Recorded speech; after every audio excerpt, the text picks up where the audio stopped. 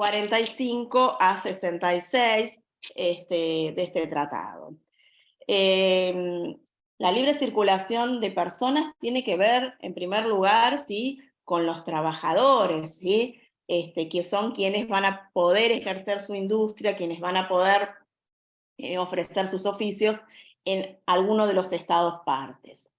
En un principio, en la Unión Europea, en la Comunidad Económica Europea, la libre circulación de personas se circunscribió a la libre circulación de trabajadores, ¿sí? Con la introducción de la ciudadanía europea, del concepto de la ciudadanía europea, en el Tratado de la Unión Europea en el año 92, se hace un poco más extenso y se incorporan en sí a todos los ciudadanos que conforman parte de la Unión Europea. Cuando nosotros empezamos a analizar otros procesos de integración, saliéndonos un poquito de la Unión Europea, encontramos que, como decía, la formación del mercado común es paulatina, pero que encontramos que de a poco se va avanzando, ¿sí?, para lograr la libre circulación de bienes, de personas, de servicios y de capitales en distintos aspectos. Por ejemplo, en el caso del Mercosur, ¿sí?, nosotros tenemos el Estatuto de Ciudadano del Mercosur y también existe esta posibilidad de trabajar y de residir en alguno de los estados partes. Bueno, pasamos ahora a ver un poquito, seguimos con la otra diapositiva, ¿sí? Y vamos a tener en cuenta qué requisitos, ¿sí?, son necesarios para la conformación de un mercado común. Por eso decía y reitero que tiene que ser paulatina y gradual la conformación del mercado, porque vean ustedes todo lo que tienen que negociar los estados, ¿sí? Los estados deben negociar y acordar, ¿sí?, condiciones laborales, porque si dijimos que la libre circulación de personas y de trabajadores es uno de los requisitos, ¿sí?, es lógico que se deba armonizar la legislación laboral de cada uno de los estados partes para que los trabajadores puedan ejercer su trabajo en forma igualitaria en todos los estados partes y con las mismas condiciones laborales, ¿sí?, y sin discriminación. Se deben regular también, también con respecto a las normas laborales. En general, los mercados, ¿sí?, y los sistemas que tienden a la conformación de un mercado suelen establecer normas derivadas o acuerdos que tienen que ver con el reconocimiento, ¿sí?, de los títulos, ya sea secundario, ya sea primario o universitario o técnico, para justamente poder ejercer su profesión en alguno de los estados partes.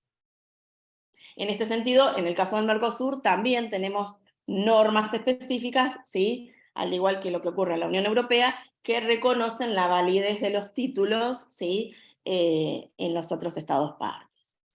También los estados tienen que negociar normas sanitarias y controles básicos, ¿sí?, para la aceptación o el rechazo de los productos. No puede ser que un país reconozca como permita o reconozca un producto y en otro no, porque si estamos estableciendo un mercado con libre circulación, la normativa en ese sentido tiene que ser armónica. Deben también regularse y armonizarse las transacciones transfronterizas, ¿sí?, la política comercial con terceros países, ¿sí?, si ya tenemos un arancel externo común y todos los productos entran a un mismo mercado, es decir, va a ser un territorio aduanero único, obviamente que la política comercial con terceros países va a tener que armonizarse.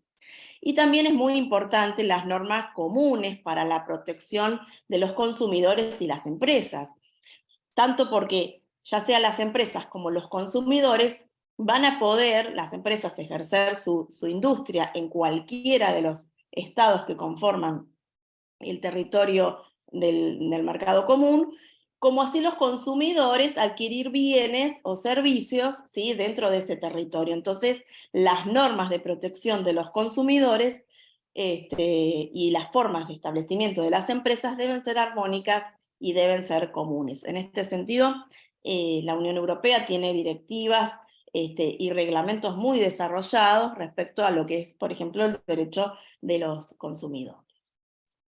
También con relación al establecimiento de las empresas. Seguimos con lo siguiente. ¿Cuáles son los beneficios y las ventajas de formar un mercado común? En primer lugar, vamos a tener mayor competencia, ¿sí? Ya no es uno o dos o tres empresas o pymes las que van a tener el monopolio de un producto o de un servicio, ¿sí? Dentro de un territorio, ¿sí? Entonces, al haber mayor competencia, también las empresas se van a tener que esmerar por ofrecer un mejor servicio o un mejor producto, ¿sí? Por otro lado, si bien para las empresas esto supone un esfuerzo, también van a tener un beneficio, ¿sí? ¿Por qué? Porque van a tener un mercado ampliado, van a poder ofrecer su servicio o su producto en muchos más territorios.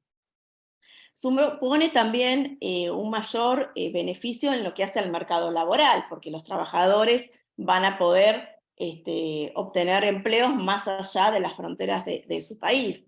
Esto supone también un intercambio cultural, porque podemos residir, ¿sí? Y podemos trabajar en cualquiera de los estados que conforman el bloque de integración. Lo que acarrea también un intercambio de tecnología, ¿sí? Y también un mayor poder de negociación frente a terceros, ¿sí? No es lo mismo salir a negociar con terceros, ya sea con un bloque de integración o con un Estado en particular, en forma unilateral, ¿sí? Que como bloque, ¿sí? El poder de negociación es mayor porque, como decíamos recién, con todos los beneficios que tiene el mercado ampliado, ¿sí? Para el negociador, las opciones que tiene para ofrecer son mucho más grandes que si se sale a negociar en forma unilateral. Obviamente todas las cuestiones que uno analiza en la vida tienen beneficios y tienen desventajas, ¿sí? Las desventajas tienen que ver con algo que venimos diciendo desde el primer día, ¿sí? Los estados, al crear un sistema de integración avanzado, ¿sí? Resignan áreas propias que eran hasta ese momento de su competencia. Y si no existen mecanismos jurídicos, ¿sí? Suficientes que permitan controlar y asegurar la primacía de las normas comunitarias, ¿sí? Y que hagan obligatorias estas normas, los estados pueden incumplirlas, ¿sí? En general, en un sistema avanzado como el de la Unión Europea, ¿sí? El incumplimiento de la normativa comunitaria acarrea responsabilidad por parte del Estado que lo hace. Ya lo vamos a ver un poquito en la clase próxima, ¿sí? Cuando veamos un poquito el tema de algunas cuestiones de solución de controversias. Bueno, si uno quiere ver todas estas cuestiones, ¿qué pasa con los procesos de integración que hemos visto en América Latina y el Caribe? Bueno, no tenemos más que meternos a buscar en cada uno de nuestros bloques y ver hasta dónde ha adelantado la unión aduanera, ¿sí? y el mercado, ¿sí? Como decía, es un proceso gradual. Tengamos en cuenta estas 4 libertades que decíamos recién, ¿sí? El tema del arancel el externo común, y a partir de allí ya tenemos elementos para ir a indagar, ¿sí? En cada uno de los bloques de integración. Les propongo que hagan eso para los que les interese, ¿sí?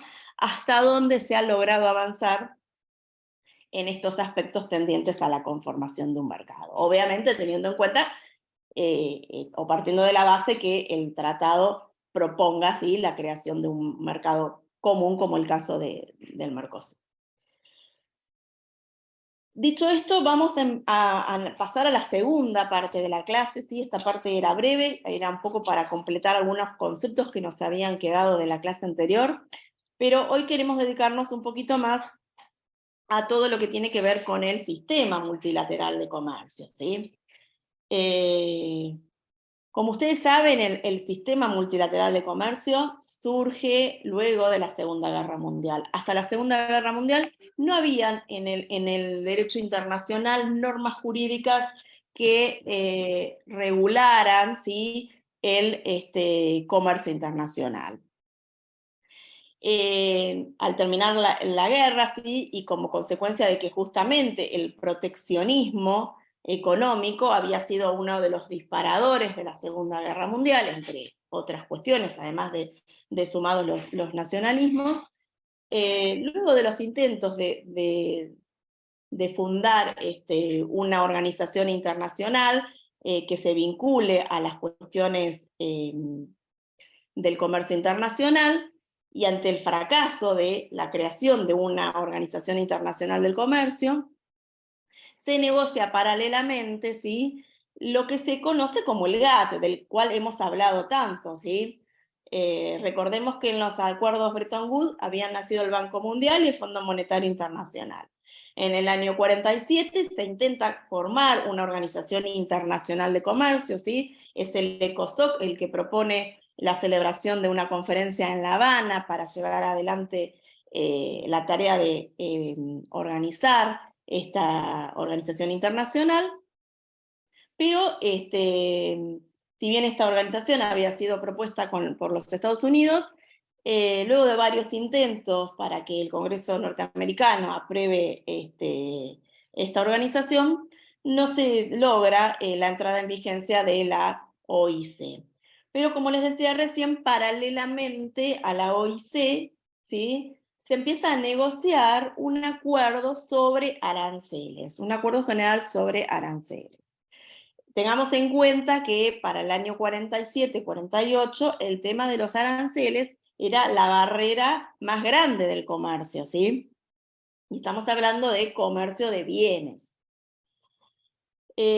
Bueno, a partir del año 48 el GATT que empieza a regir y adquiere un vuelo propio que los redactores del GATT no imaginaron frente al fracaso de la Organización Internacional del Comercio.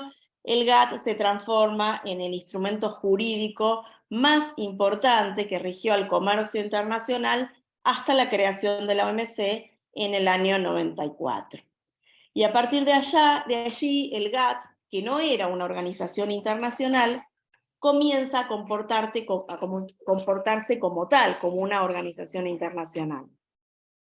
Y entonces los estados, ¿sí?, se reúnen en sucesivas rondas para negociar cuestiones que tenían que ver básicamente con aranceles.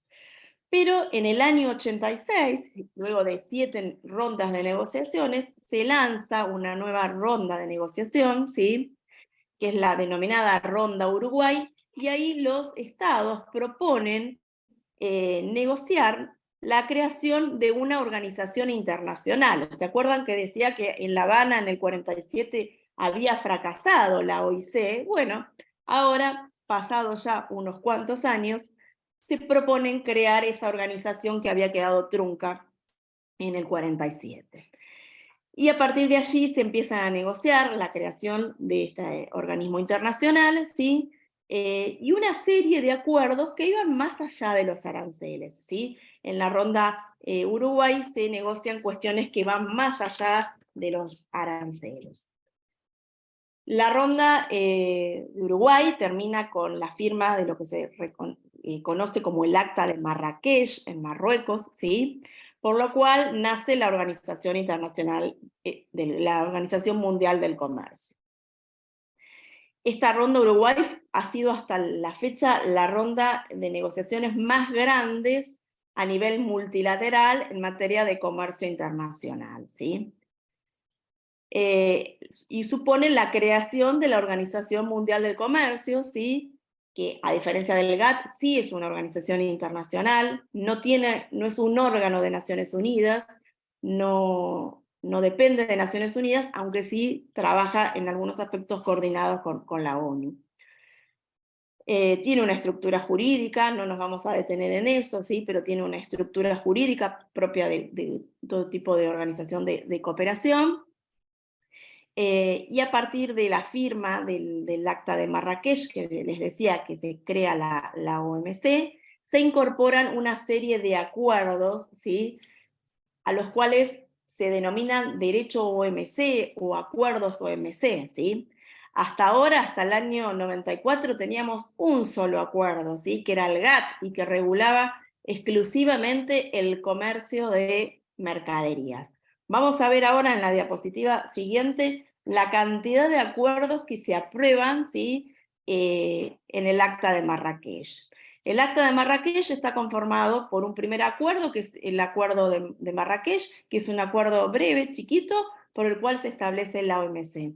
Y después hay una cantidad de anexos, de 4 anexos, que reúnen un montón de acuerdos sobre distintas cuestiones, ¿sí?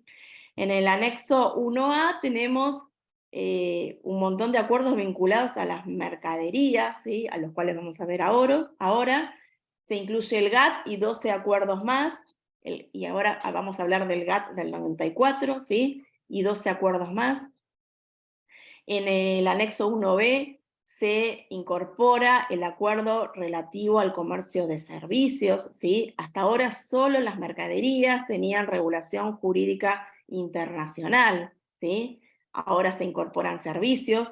Tengamos en cuenta que cuando se negocia el GATT en el 47, los servicios no tenían la entidad que tienen actualmente, y que tenían incluso en el año 86, ¿sí?, en el comercio internacional.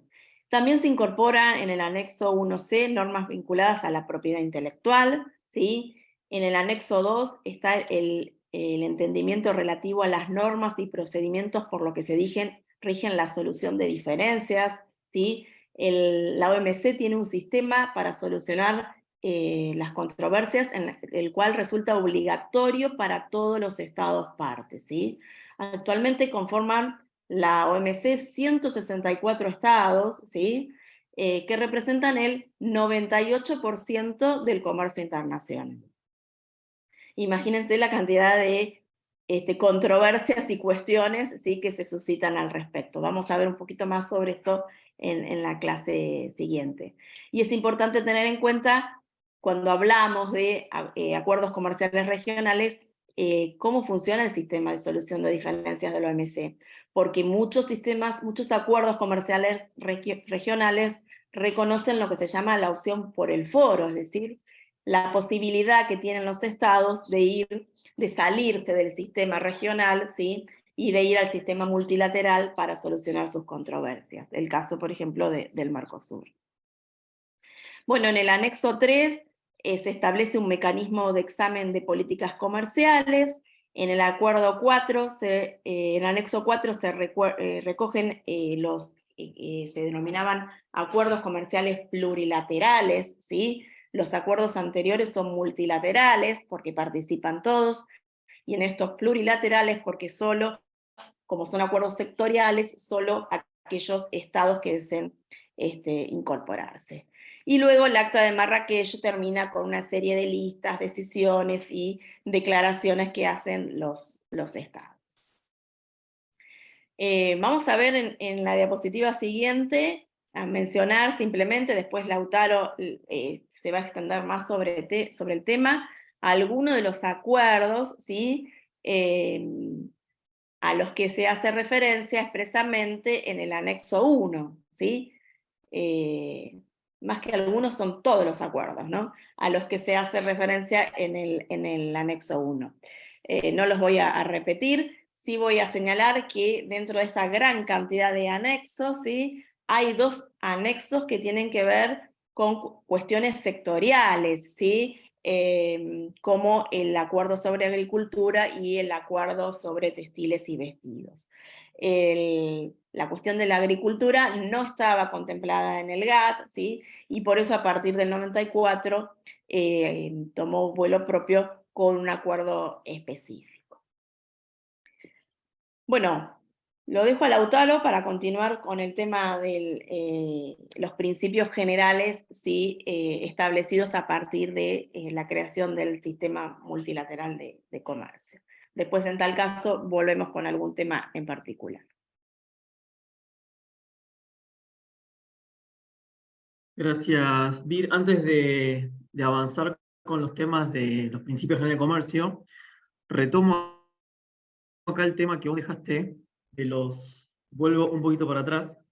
Fíjense el acuerdo de Marrakech, que es un acuerdo por el cual se crea la OMC, este es un acuerdo meramente constitutivo del organismo internacional, y forma parte de este instrumento estos anexos, ¿no? Que son mercaderías, servicios y propiedad intelectual como los tres grandes ejes del comercio global, a partir del 94.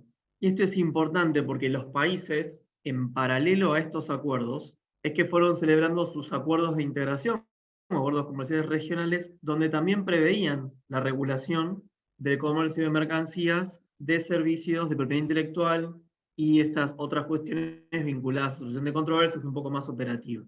Entonces, si nosotros vemos los acuerdos de integración anteriores a la década del 90, vamos a encontrar que la mayoría hace hincapié en las mercaderías. Ahora, en los acuerdos que tienen lugar a partir del 90, fines de los 80, para adelante, como el Telecan, en inglés el NAFTA, Mercosur después, bueno, lo que vimos en la clase pasada, todos empiezan ya a receptar estas nuevas tres disciplinas, como las grandes disciplinas, pero siguen haciendo foco, por lo general, al menos en esa década, en el comercio de mercancías.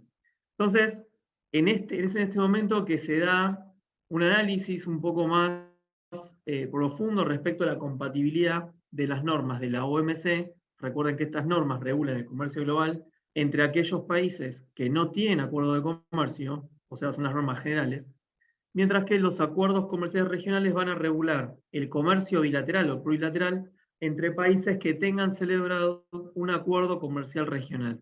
Entonces van a subsistir a nivel de comercio internacional dos grandes marcos jurídicos normativos que es lo que vamos a tener que conocer nosotros, si somos consultores en comercio, asesores de estudios, de despacho, lo que fuera. Lo primero que hay que buscar es si ese vínculo comercial está regulado por el acuerdo de la OMC o si está regulado por un acuerdo de comercio preferencial. Por eso hablamos de acuerdo de comercio general cuando hablamos OMC y cuando hablamos de preferencial o preferente, al que tiene lugar en el marco de los acuerdos de comercio. Entonces, de ahí la convivencia y compatibilidad de estos dos regímenes. Entonces, los acuerdos comerciales que regulan estas disciplinas, regulan estas diferentes cuestiones también dentro de sus ámbitos, ¿no? Como son la liberación arancelaria de productos industriales y primarios o agrícolas. Esto que habla un poco de la aplicación de las medidas sanitarias y fitosanitarias, que vamos a ver qué son. Textiles y vestidos ya queda comprendido dentro de mercaderías. Obstáculos técnicos al comercio quedan comprendidos también dentro de lo que es mercaderías y todas las normas de inocuidad y normas técnicas propias que pueden impedir el comercio por una norma de innovación, que después si quieren la vemos un poquito más. Las medidas en materia de inversiones, esto que habla del artículo 6 y el 7 son puntualmente las normas vinculadas a las medidas de defensa comercial, que son las medidas antidumping y las medidas y derechos compensatorios. Después tenemos el acuerdo sobre inspección previa, que esto es una inspección que se hace previa al despacho de la mercadería, que la idea de que este acuerdo lo que regula es que esta inspección previa no tenga por fin impedir el despacho, sino que efectivamente se inspeccione realmente y se despache la mercadería de manera rápida. El acuerdo sobre normas de origen, y acá hay que tener cuidado porque estas normas de origen son para aplicar, ahora vamos a ver con más detalle el vínculo entre aranceles y normas de origen, pero en esta instancia hay que saber que este acuerdo de la OMC sobre normas de origen lo que busca es que cuando se establezcan normas de origen, estas no tengan por finalidad restringir o limitar el comercio, sino que efectivamente se presenten con la finalidad de determinar el origen de una mercadería, que justamente es determinar los insumos que lo componen, cuál es el que mayor componente tiene para determinar cuál es el origen, porque esto lo que interesa es saber al efecto de las medidas de defensa comercial, si yo voy a restringir o no una mercadería en un determinado país o no. Tenemos también lo mismo, aplica para el trámite de licencia de importación, que es que efectivamente este trámite no tenga por finalidad impedir o restringir el comercio, sino que efectivamente yo esta licencia, que es un stop que hago en la importación de una mercadería por un plazo determinado, por 60 días, por ejemplo, a fines de administración aduanera, o con fines de esperar la carga y descarga dentro de un puerto. Yo puedo ir regulando estas diferentes cuestiones a través de estas licencias. Después tenemos el acuerdo sobre subvenciones y medidas compensatorias. Fíjense que esto también forma parte de la trilogía de las normas de defensa comercial, pero no ya aplicable al sector privado, sino que esto, las subvenciones las dan los estados. y la medida o el remedio legal para estas subvenciones son las medidas compensatorias que compensan esa diferencia de valor respecto a un subsidio, y el acuerdo sobre salvaguardias, que es un poco más complejo, pero son los casos en que los países desean quitar algunos aranceles o algunas mercaderías de estos acuerdos, y se establece un régimen de negociación respecto, bueno, a qué otras mercaderías vas a incluir en el acuerdo con la liberación comercial si sacás determinados otros productos. Por ejemplo, yo podría ir como miembro de la OMC y decir, bueno, quiero sacar los pollos, porque en realidad los pollos, mi mercado interno, no puedo importar más porque destruiría mi industria nacional. Entonces, bueno, me siento a negociar, yo quiero eliminar el producto, lo puedo hacer, del comercio, pero a cambio yo tengo que dar a los países otra mercadería en lugar del pollo, un sustituto. Entonces yo pensé, bueno, la carne, entonces le bajo el precio. Entonces, toda esa negociación de cómo quito, que es la reglamentación del artículo 28 del GATT, justamente es este acuerdo sobre salvaguardia. Entonces, todas estas medidas o estas regulaciones que tiene la OMC en sus acuerdos con el comercio global se replican con mayor profundidad en muchos casos en los acuerdos comerciales regionales. Y estos acuerdos comerciales regionales que replican estas disciplinas van a regular, como le decía recién, el comercio bilateral preferencial, los cuales, como vimos la clase pasada y repasamos ahora, se presentan como una excepción a los principios rectores del comercio internacional. Recuerden que el primer principio rector del comercio global es la no discriminación, o como dice la OMC, el principio de nación más favorecida, que esto recuerden que cualquier ventaja, favor o privilegio que un Estado le otorgue a otro en razón del acceso a su mercado, automáticamente, por ser miembro de la OMC, lo multilateraliza esa misma mercadería al resto de los Estados. El objetivo de esta cláusula es justamente llegar al libre comercio de las mercaderías a nivel global, sin la necesidad de contar con instrumentos bilaterales o plurilaterales que entorpecen o fraccionan el entramado jurídico de la OMC.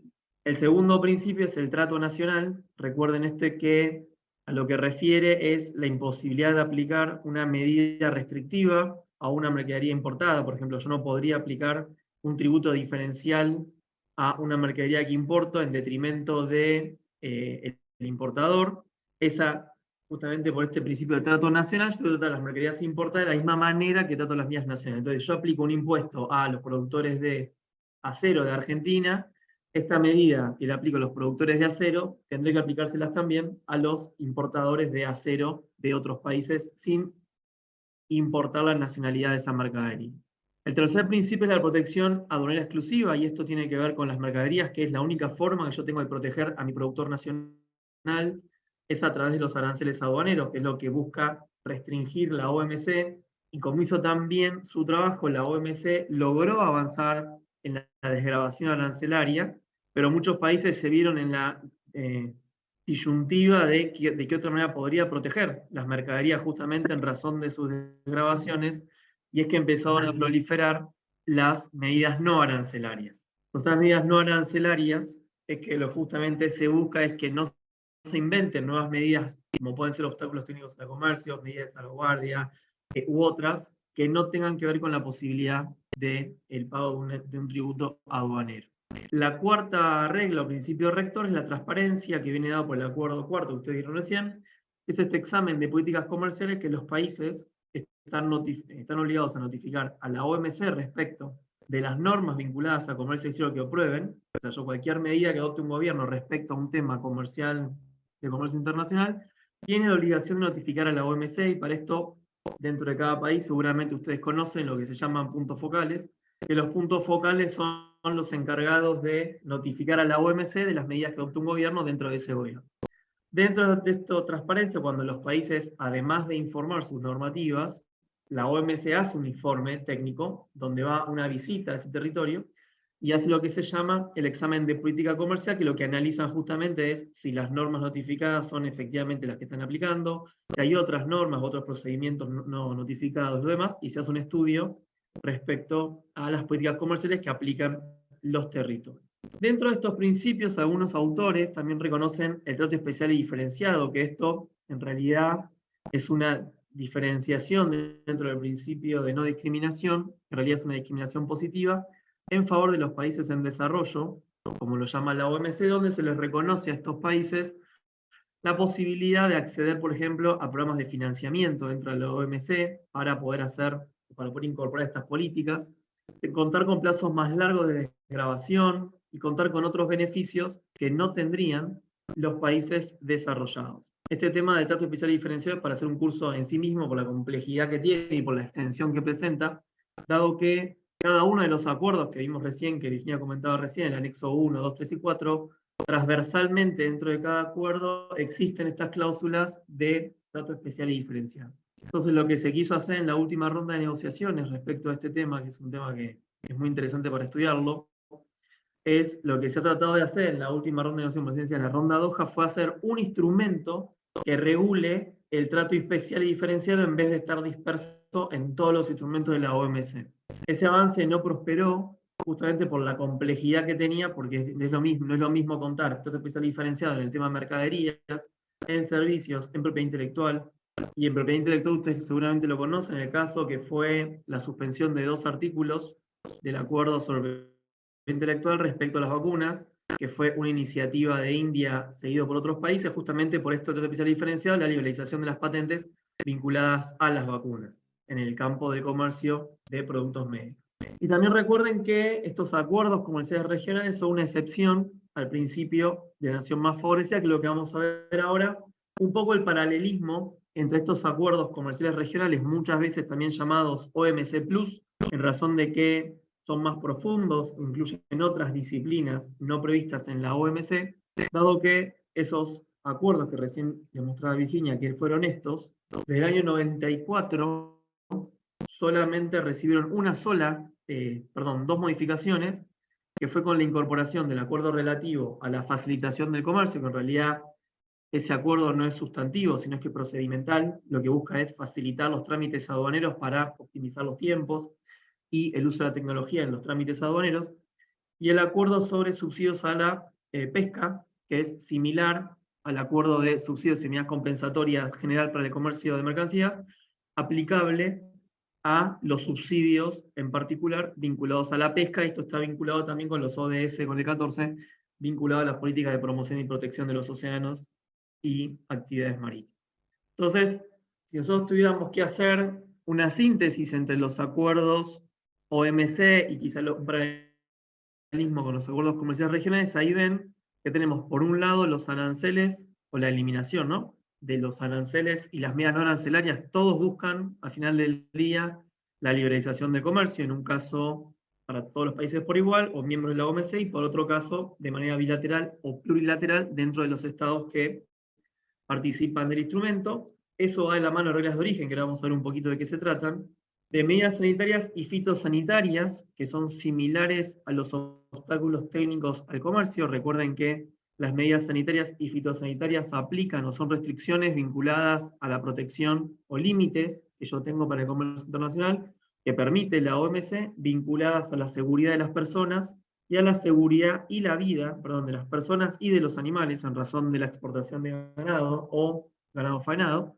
en tanto que los obstáculos técnicos al comercio, lo que se regula es la forma en que los estados pueden limitar una mercadería en razón de la seguridad o inocuidad para las personas. Imagínense si yo importo, no sé, una mesa de madera con los cantos, con un filo que lastima a las personas, yo podría impedir el acceso a mi mercado de esa mercadería en razón de que es peligrosa para las personas.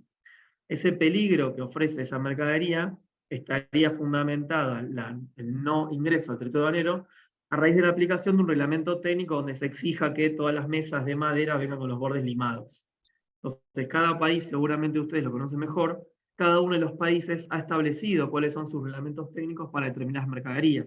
Argentina fue muy prolífera en este tema, sobre todo el año 2015 en adelante, 2014 en adelante, donde aprobamos alrededor de unos 20 reglamentos técnicos vinculados a paneles solares, a torres eléctricas, a juguetes, bicicletas, todo tiene cuestiones de seguridad e inocuidad cuando refiere a cuestiones alimentarias.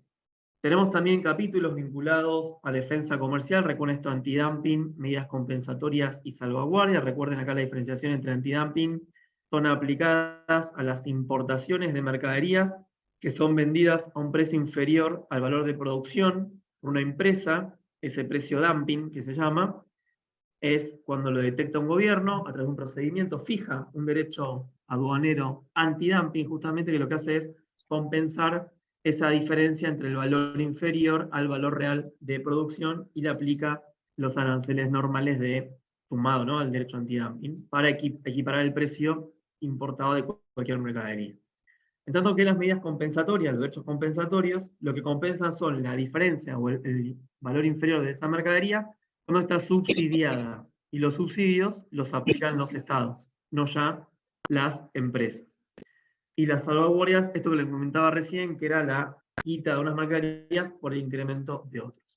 Tenemos también capítulos vinculados a propiedad intelectual aplicada al comercio, esto les he comentado un poquito, que tiene que ver con los acuerdos originales de propiedad intelectual, seguramente que ustedes conocen a la OMPI, que es la Organización Mundial de Propiedad Intelectual, los acuerdos de París y otros, derechos de autor, todos esos instrumentos vinculados puntualmente al comercio, y ahí tenemos todo el estudio de lo que viene después con el comercio electrónico, si es propiedad intelectual, si es mercadería, si es servicio, que todavía está en debate la naturaleza jurídica de ese tipo de prestación, comercio de servicios y agricultura como acuerdos sectoriales o capítulos aparte dentro de cada capítulo de los acuerdos comerciales regionales. Entonces estas disciplinas básicamente, que me encantan, son disciplinas de comercio, después vamos a compartir un capítulo, un trabajo que hicimos con Virginia hace un tiempo ya, que era sobre el rol del abogado en los acuerdos comerciales regionales, creo que llamaban el acuerdo, donde hicimos una revisión de qué tenemos que tener en cuenta al momento de negociar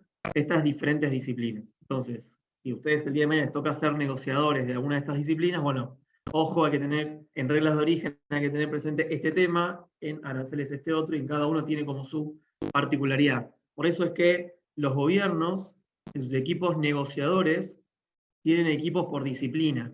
Entonces, los que negocian medidas arancelarias y mercaderías van a ser un equipo, y los que negocian servicios va a ser otro equipo por naturaleza jurídica, los principios que lo rigen y todas estas cuestiones que les estoy comentando. Estas diferencias hacen también que a nivel gubernamental existan como diferentes grupos de negociación o técnicos sobre diferentes disciplinas.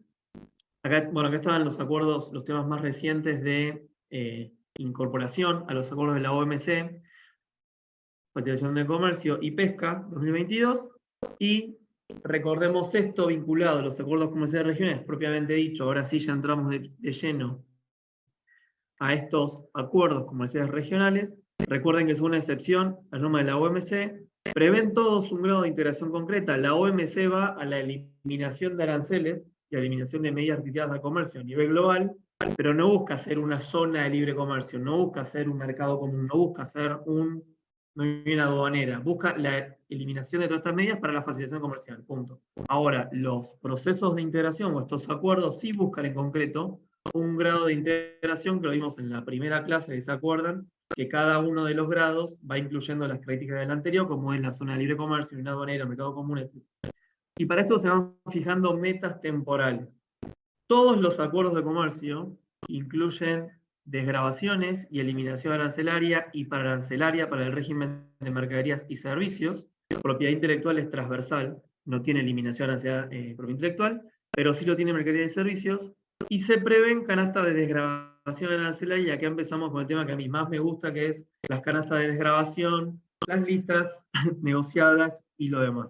Entonces, ¿ustedes cómo visualizan, si ustedes fuesen negociadores, ahora si quieren al final de la clase leemos un poquito más, si ustedes fuesen negociadores, ¿por dónde empezarían con un acuerdo de comercio? Yo me siento en otro país y le digo, bueno, ¿vos qué me vas a dar? ¿Yo qué te voy a dar? ¿Vos cuánto me vas a cobrar? No, pero si yo desgravo los pollos, mis productores mañana quiebran todos porque tus pollos son más baratos, entonces yo te pongo un arancel más alto para pollos, pero te bajo el de sillas de madera porque a mis productores no les interesa porque yo no tengo bosques. Entonces, bueno, esto que le estoy contando así como muy rápidamente es lo que sucede en una sala de reuniones vinculado a las canastas de desgravación. Que la canasta de desgravación, lo que me va a decir a mí, es el modo en que todas las mercaderías van a llegar a ese 0% arancelario, que es lo que busca, al menos el grado mínimo y de ahí para arriba, los acuerdos que prevén la creación de una zona de libre comercio. El libre comercio prevé la eliminación arancelaria.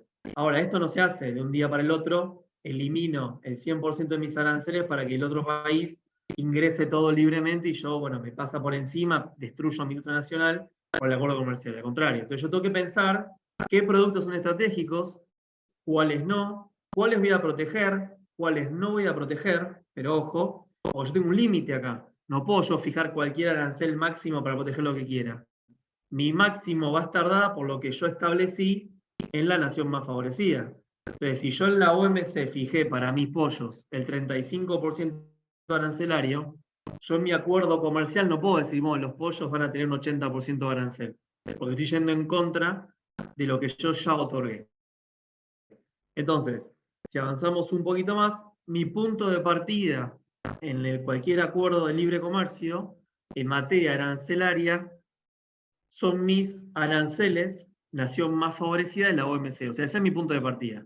¿Cuáles son mis máximos arancelarios? Mis aranceles, nación más favorecida, que yo en su momento notifiqué a la OMC cuando ingresé como miembro pleno. Lo que recién decía Virginia muy bien de respecto de los anexos 1, 2, 3 y 4, y al final decía decisiones y disposiciones, a eso habría que sumarle las obligaciones que tenían los estados de notificar cuestiones internas.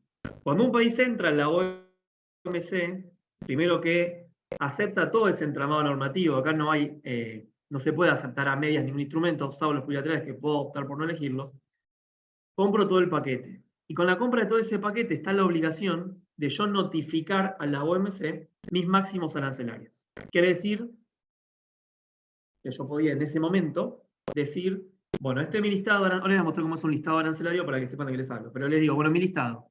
Capítulo 1 del nomenclador, sistema armonizado, caballos. Pollos, gallinas, vacas, etc. El pollo, para ingresar a la Argentina, va a tener un arancel del 40%, no importa, vamos a inventar un arancel. 40, las gallinas son 30, el ganado 32, 38. Ese es mi arancel consolidado que yo notifico a la Organización Mundial del Comercio. Ahora yo puedo tener, ojo con esto, el año que le sigue puedo tener una sequía y puedo necesitar esa mercadería. Entonces yo fijé un arancel medio alto en ese año, me va a salir muy caro comprarlo. Entonces, a la par de este listado que yo hago, nación más favorecida, hago otro listado que es mi arancel aplicado. Entonces yo digo, bueno, mi máximo es, en mi consolidado, son los topes, 35, 40, 70, vamos a ver cómo funciona. Ahora, mi arancel aplicado puede variar. Yo este año puedo tener una sequía y puedo necesitar, entonces yo este año voy a aplicar al pollo que le puse 35% un 2%. Nunca superando mi máximo. Esa diferencia entre el consolidado y el aplicado es lo que en negociaciones internacionales, comerciales internacionales llamamos agua. Es cuánta agua, la pregunta es cuánta agua tienen los países para negociar un acuerdo que va entre ese máximo, nación más favorecida y aplicado. Entonces, dentro de este juego de mi aplicado y mi consolidado, es lo que yo le voy a dar a mi socio comercial en el acuerdo comercial. Tiene que ser menos de mi consolidado, igual o inferior al aplicado. Entonces, lo que yo voy a tomar como punto de partida siempre es el arancel consolidado de la nación más favorecida. Fíjense, cualquiera de ustedes puede entrar a la página de la OMC, busca por países, pone el país que ustedes quieran, aranceles consolidados, y le va a aparecer el listado de los máximos. Y ahí hubo dos formas de hacer este trabajo. Uno, los países desarrollados podían decir, bueno, cada mercadería puntualmente, yo tengo este máximo, este mínimo, etc. Otra forma era de elegir una media de todos los aranceles que se vienen aplicando hasta el año 89, y elegimos el sistema de la media. Entonces, muchos países de América Latina, los países en desarrollo, en vez de hacer un estudio pormenorizado de posición por posición y ver, bueno, a este le pongo el 40, a este el 37, a este el 32, a este el 15, a este el 8, lo que fuera, eligió el sistema de la media. Este sistema de la media es que todas las mercaderías están grabadas con un 35% de arancelario, nación más favorecida, y me queda a mí mi margen ese para jugar, para bajarlo un poquito en caso de necesitar esa mercadería o ese insumo. Entonces, si ustedes viesen un gráfico del comercio internacional de los productos de los países desarrollados y los países en desarrollo, van a encontrar en el nomenclador, voy 2 minutos para atrás, los que no saben qué es el nomenclador, es un libro donde la Organización Mundial de Aduanas, en su momento, antes el Consejo de Cooperación Aduanero, que después se convirtió en OMA, hizo una clasificación de las mercaderías dándoles un número a cada una, como si fuese una guía de teléfono que ustedes pueden buscar de manera sistemática el nombre de una persona, acá pueden buscar de manera sistemática una mercadería. Para cada mercadería existe un un único número, un único lugar, justamente para evitar este ejercicio que lo voy a hacer con Virginia rápidamente, para no ser un montón hablando. Si yo te digo, Virginia, vos, ¿cómo te imaginas un caballo? ¿Vos qué me decís? Y con 4 patas y con cola, Con o vivo, cola, o sea, puede está estar, vivo, está parado, está entero. vivo, también me lo puedo imaginar vivo, como me lo puedo imaginar fraccionado con carne para consumo. Hay Para muchas consumo. posibilidades. Entonces, para ponernos de acuerdo entre Virginia y yo, cuando hablamos de los caballos, como nos pasaba cuando comerciábamos hace 1000 años, bueno, te compro un caballo, ¿este caballo cómo es? Así, así, así. Yo digo, bueno, Virginia, te vendo un 0101 y los dos sabemos que estamos hablando de un caballo vivo en pie. Ahora, yo le digo un 0107, los dos sabemos que estamos hablando de una yegua o un potrillo. Ahora, yo le digo un 0502, sabemos que es el caballo trozado de congelado en el frigorífico para vender. Entonces, con esta idea de la normalización de las mercaderías, es que se aprueba este sistema, este nomenclador, que es justamente lo que nos va a dar lugar son las posiciones arancelarias. Entonces, el mundo de comercio internacional, tanto de acuerdos comerciales regionales como de la OMC, se mueve parado en el marco de las posiciones arancelarias. Entonces, a nivel global, nos pusimos todos los países de acuerdo, estamos en la OMC y en la OMA, los 6 dígitos primeros de cualquier mercadería, estamos todos de acuerdo que eso refiere a la mercadería. Ahora, cuando son bloques regionales, le agregamos más dígitos, justamente porque podemos podemos abrir la partida. Quizás estamos todos de acuerdo a nivel global que la 0101 son caballos, pero a nivel regional podemos decir que el 0101 más 3 números más es de carrera, más 3 números más sea, no sé, una yegua embarazada, más 3 números más que sea negro y blanco y marrón, lo que vamos viendo. Entonces, estas aperturas nos dan a nosotros qué mercaderías quedan contempladas dentro del acuerdo comercial y de qué manera vamos a ir eliminando los aranceles. Pero acá tenemos otra trampa, que es, ahí veo todo el chat, las preguntas que voy a ver, no puedo entrar porque estoy compartiendo pantalla, hay varias, que me Hay una encantan, vamos acá, con Lau, eso. perdón, hay una que a lo mejor está bueno que la contestes ahora, porque, perdón, que interrumpí. No, no, Dice, sí. los aranceles efectivamente aplicados, ¿pueden diferir por país, aunque el consolidado sea el mismo? Sí, claro. O sea, cada país aplica sus propios aranceles. Podemos estar todos de acuerdo en los países que fijamos 35% para el trigo. Ahora, quizás yo soy un superproductor de trigo y no quiero que ingrese trigo a mi país. Entonces mi aplicado va a ser el 35%. Ahora, yo soy un país insular que no produzco trigo y mi aplicado va a ser el 1% o el 0%, porque yo necesito ese trigo. Pero sin embargo yo dejé esa protección del 35% porque no sabemos qué va a pasar el día de mañana. Entonces, esos aplicados cada país lo va moviendo.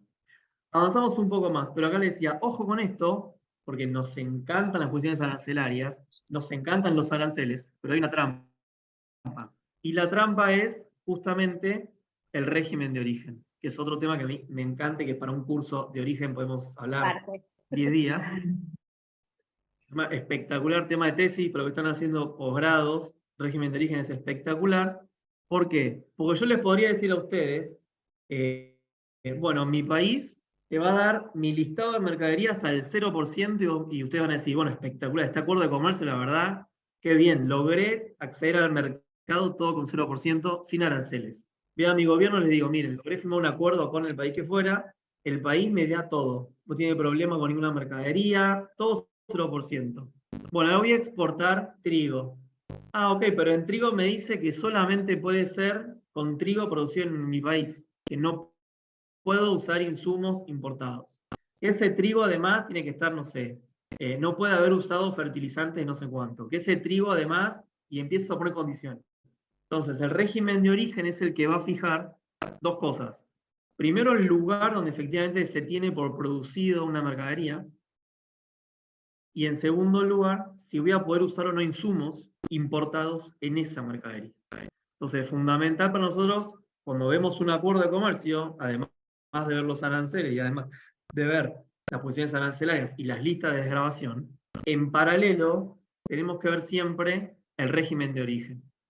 Ahora vamos a ver cómo funciona el régimen de origen, para qué nos sirve el régimen de origen, pero un acuerdo de comercio que puede ser espectacular desde el punto de vista arancelario, porque elimino todo lo que quiero, del otro lado están pasando cosas que yo no estoy visualizando. Por eso aranceles y origen va siempre de la mano. Yo no podría negociar régimen de origen de una persona y otro aranceles. Porque yo te digo, las naranjas van a entrar, bueno, vamos a una mercadería, las sillas de madera, van a entrar 0% de arancel. Ahora, tu bosque tiene que ser nacional, no podés usar pegamento extranjero. O si usás pegamento extranjero, tiene que sí o sí ser de tal y cual partida arancelaria y no de tal otra. Entonces ahí me empieza a complejizar, y esa complejización yo se la traslado a mi sector productivo. Después quiere exportar, mis madereras argentinas quieren exportar al otro país que tengo el acuerdo y me dice, no puedo acceder con esta preferencia arancelaria y va a pagar el arancel nación más favorecida porque no cumple con el origen. Entonces, acá empezamos con esta maraña de aranceles de origen y acuerdo comercial. Avanzo entonces. Fíjense acá les traje el acuerdo para que traje de referencia uno solo, pero es el de República, el de RECAFTA, que la clase pasada habíamos hablado de este acuerdo. Fíjense que este acuerdo lo que busca es que las partes de este tratado confluyan en el artículo 24 del GATT. Acuérdense esto que vimos, que el artículo 24 del GATT es la excepción de las zonas de libre comercio y las uniones aduaneras, y el artículo 5 del Acuerdo General de Comercio y de Servicios, que es la excepción a los acuerdos de libre comercio y uniones aduaneras en el marco de servicios, establecen una zona de libre comercio. O sea, acá ya sabemos la primera pista, que en este acuerdo se van a eliminar los aranceles para la libre circulación entre o intra mercado interior de los estados que lo conforman. Entonces, acá retomo el tema de la degradación arancelaria. ¿Cómo sería esto de, bueno, yo voy a decir, todas las mercaderías son estas? Los acuerdos van desde unas 50.000 hasta unas 90.000 posiciones arancelarias, son mercaderías. Entonces, ¿cómo imaginan ustedes que yo compito con la otra parte? Le voy a decir, bueno, esta mercadería va a entrar así, esta va a entrar así, con el 3%, 4%, 2%, 9%. Entonces, los países van a negociar los textos legales, que son estos que estamos viendo ahora.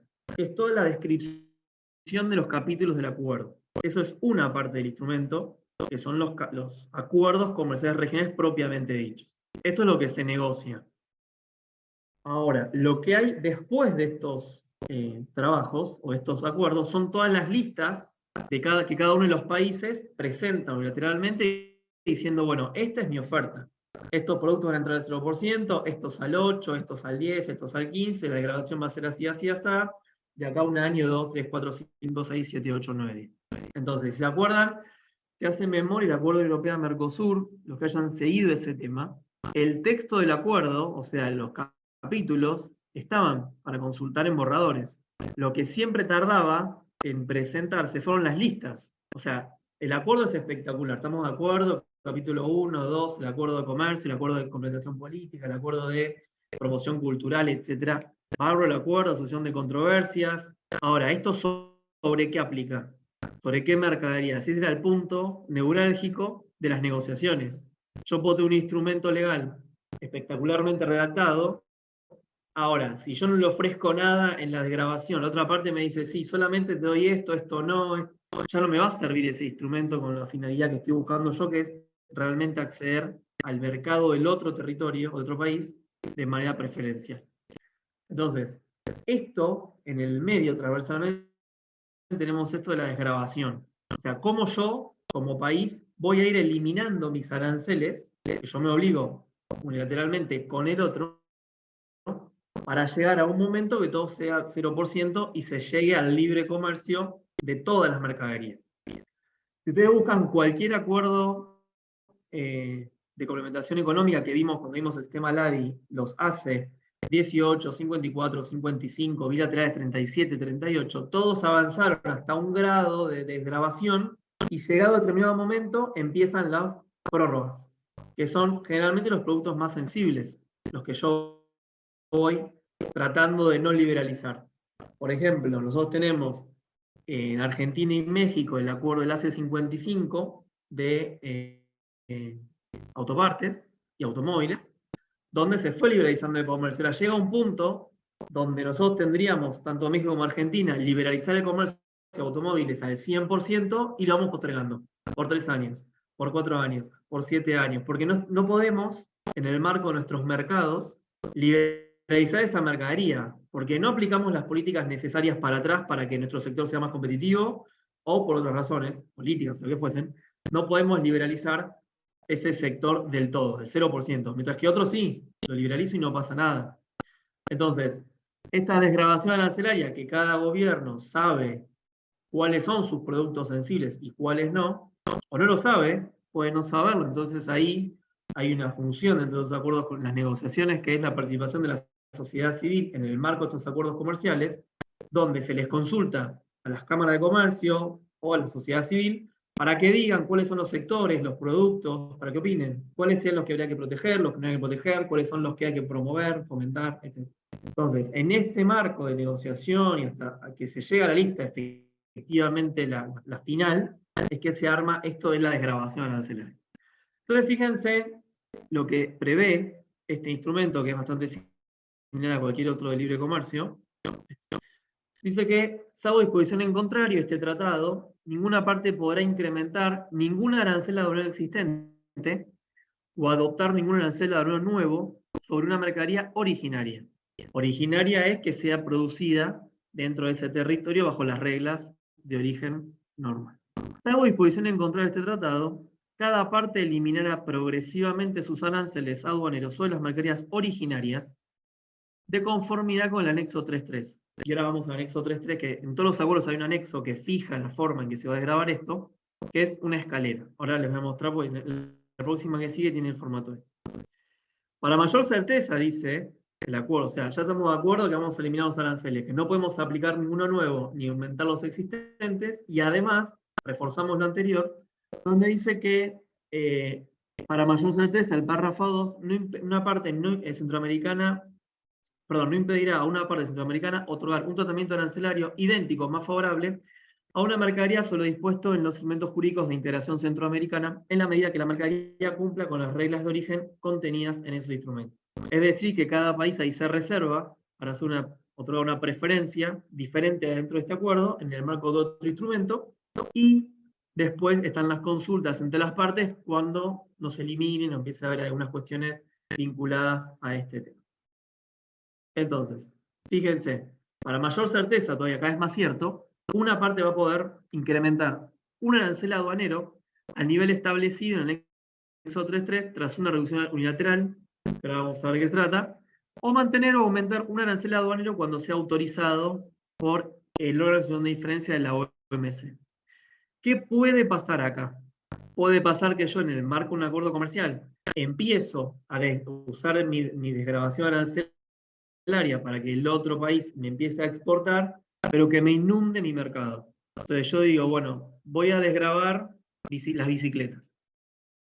Entonces, bueno, yo tengo un año que desgravo el 10%, otro el 20%. Cuando llego al 30% empiezo a observar que en mi mercado hay demasiadas bicicletas extranjeras importadas en el marco del acuerdo, y eso está generando una lesión o un daño a mis productores nacionales, que pude no haberlo previsto o lo pude haber previsto. O sea, yo pude haber previsto que no se iban a importar nuevas porque las mías eran más competitivas o lo que fuese. En ese caso, yo puedo aplicar lo que se llama una salvaguardia automática, que es que se dispara justamente cuando tengo un incremento acelerado de un producto importado que amenaza o lesiona o daña esa rama de productor nacional. Entonces, cada uno de los países, en el marco de sus acuerdos comerciales, se reservan la posibilidad de aplicar salvaguardias. Ahora, estas salvaguardias, noción para toda la vida.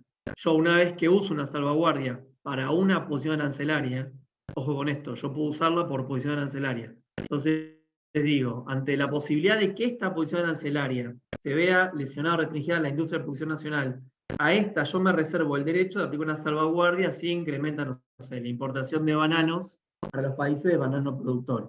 Entonces, en ese caso, una salvaguardia, punto fin, protejo, porque ahí le aumento el arancel, para proteger el mercado interno. Ahora, eso dura 3 años, prorrogable por 3 más, dependiendo del acuerdo, pueden ser 3 más 3, 2 más 2, 5 más 5, elijo 4 y 4 y el otro es 2 más 2, depende del formato, y ahí yo protejo esa mercadería, pero terminado el plazo yo no puedo aplicar otra salvaguardia más. O sea, yo en ese plazo tengo que apuntalar mi industria nacional para que sea competitiva en ese sector.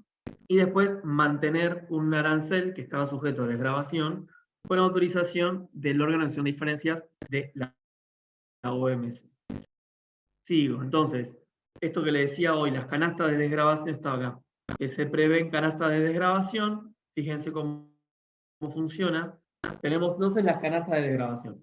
Cada país va a ofrecer en sus anexos, cada país, República Dominicana hizo su oferta, Costa Rica hizo su oferta, Estados Unidos su oferta, cada uno fijó sus canastas de desgravación. Cada escalón o estamento tiene una letra. Entonces, yo tengo las mercaderías. Vamos a suponer que mi acuerdo comercial tiene 10 mercaderías. Entonces, yo solamente fabrico relojes y celulares. Y no fabrico nada más. Entonces, mis otras 8 posiciones van a quedar dentro de la categoría A. La categoría A, en todos los acuerdos comerciales, se elimina el arancel a partir del 1 de enero siguiente al del año de entrada en vigencia. Entonces, si mi acuerdo va a entrar en vigencia en noviembre del 2023, lo ratificamos los dos estados, pasa por los parlamentos, se deposita el instrumento donde tiene que depositarse, etc. El 1 de enero de ese año, todas las mercaderías con letra A, que yo indiqué como país, estas son letra A, se eliminan los aranceles al 0%. Generalmente son mercaderías que yo no produzco, generalmente son mercaderías que yo necesito como insumo para mi producción nacional. Generalmente son productos que yo ya arreglé con la otra parte de que ingrese y que yo le iba a comprar esas mercaderías para ayudarlo y él me va a comprar otra mercadería quizá que no exportaba antes. Eso es lo que queda comprendido dentro de la A. De la B, y acá tiene que ver con los porcentajes y con los tiempos. Las que queden dentro de la B, voy a hacer una desgravación en 2 tramos de ese arancel que yo tengo consolidado en OMC, en 2 tramos, supongamos del 50% en 6 meses, y los otros 50 a los otros 6 meses. O sea, dentro de un año tendría todos los B desgravados. Entonces, los que quedan en el A quedarían desgravados el 1 de enero del 2024, los que caen en el B quedarían desgravados el 1 de enero del 2025. Los que caen en el C, es una desgravación en 3 tramos, fíjense, el primero de 34 y los otros 2 de 33. Pero va a ser uno por año. Mi primer tramo va a ser el primer año, mi segundo tramo lo que sería el B, y mi tercer tramo sería el C. Entonces, cuando entra en vigencia el acuerdo el 1 de enero, le desgravo ese 34% o primer tramo para todo el 2024. Mi segundo tramo del 33% de eliminación va a ser el 2025 y mi otro 33% lo voy a eliminar en el 2026. Entonces ahí tenemos los productos A, B y C. Los D lo voy a desgravar en 4 tramos, uno por año, o sea que va a estar terminado con 0% en el año 27. La desgravación es, fíjense, en 6 tramos, o sea, en el 29 va a estar desgravado, y los que caen en el F van a entrar en 10 tramos, o sea, 2025 al 2035, estas mercaderías que son las sensibles del F, es que entrarían a mi mercado con 0% de arancel. Por eso, cuando firmamos un acuerdo de libre comercio, el acuerdo de libre comercio no va a entrar en vigencia en 15 minutos. Es muy complejo que esto suceda, porque estamos hablando de economía, dentro de la economía estamos hablando de empresa, dentro de la CP estamos hablando de fuente de trabajo, que ningún país quiere que esas fuentes de trabajo desaparezcan por la celebración de este instrumento.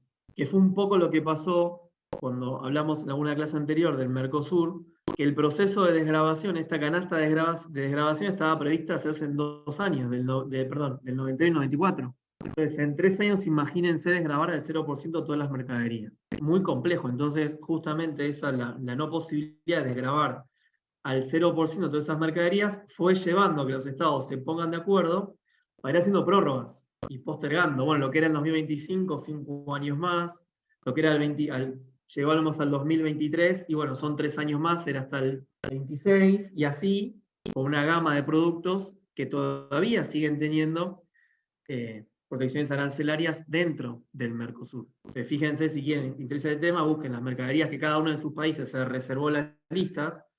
Son más o menos unos 300 mercaderías que cada país se reservó para seguir grabando un arancel que no está excluido, o que está excluido, mejor dicho, de la canasta de desgravación. Entonces, básicamente, esto es un formato que yo traje para que vean cómo funciona. Cada acuerdo comercial de la Argentina con Chile las letras son las mismas letras, pero son las desgravaciones más cortas, porque el acuerdo ya estaba vigente.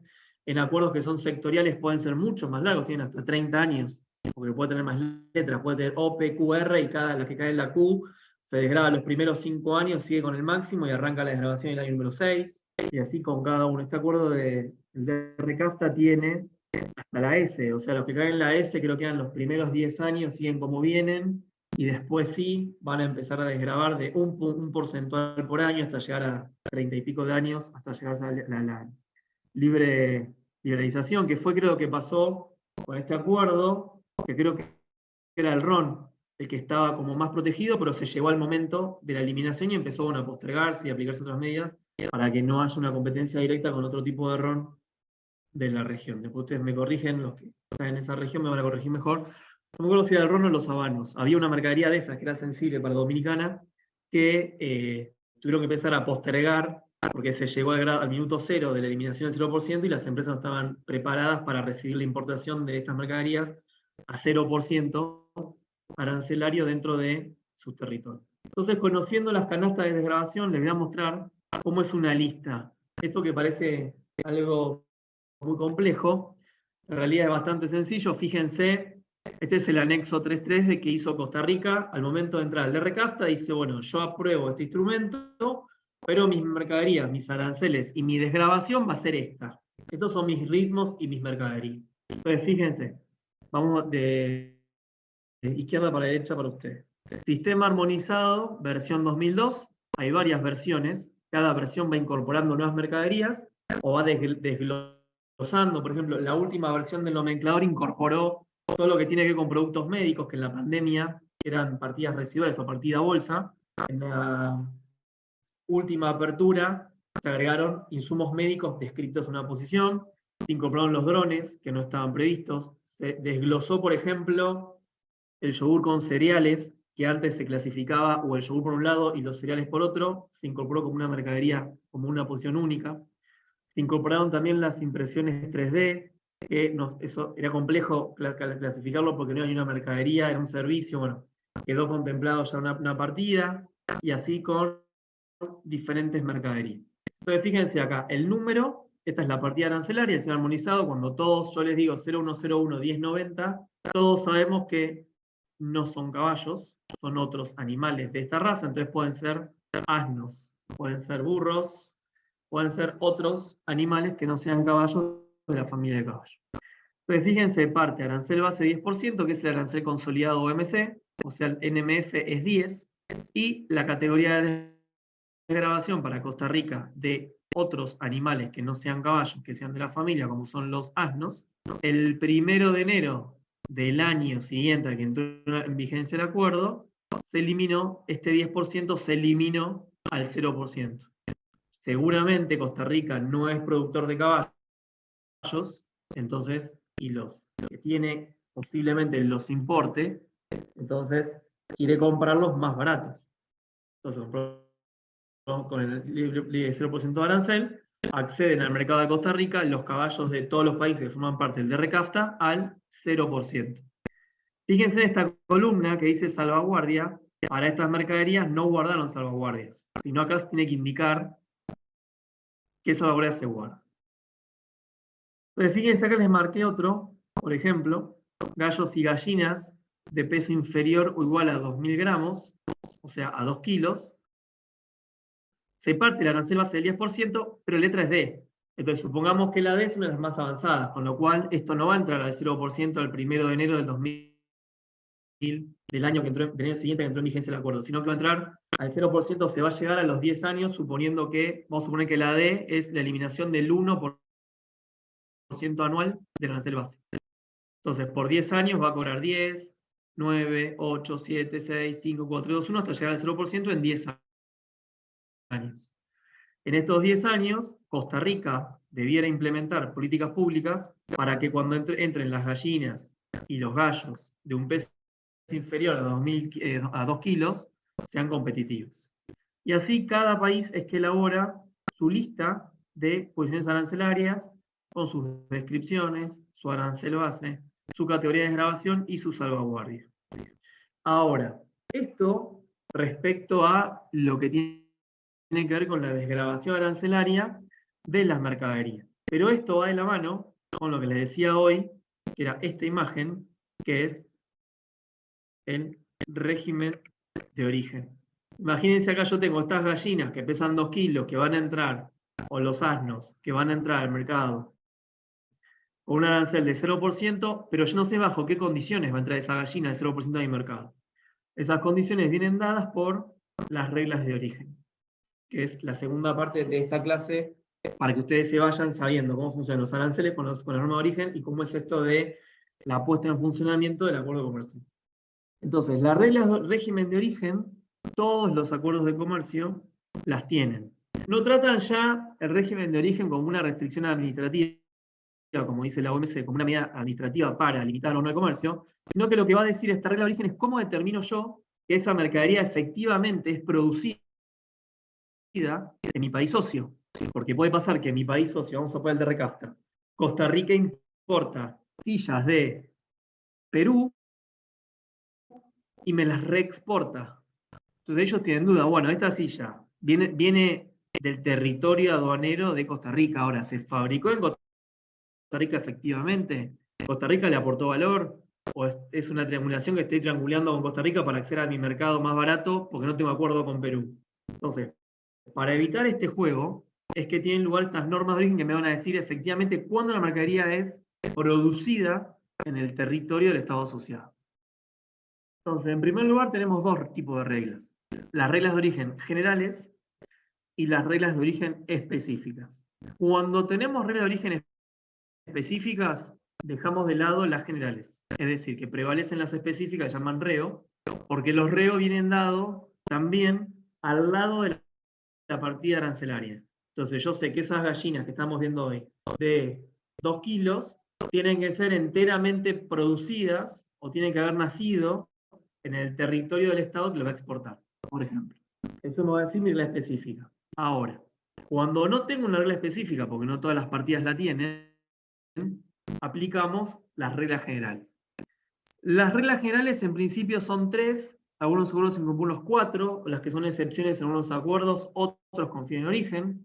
Tenemos el primer criterio general, que esto es un artículo dentro del instrumento que va a decir, se considera que la mercadería es originaria de un territorio del Estado parte cuando la mercadería es totalmente obtenida o producida.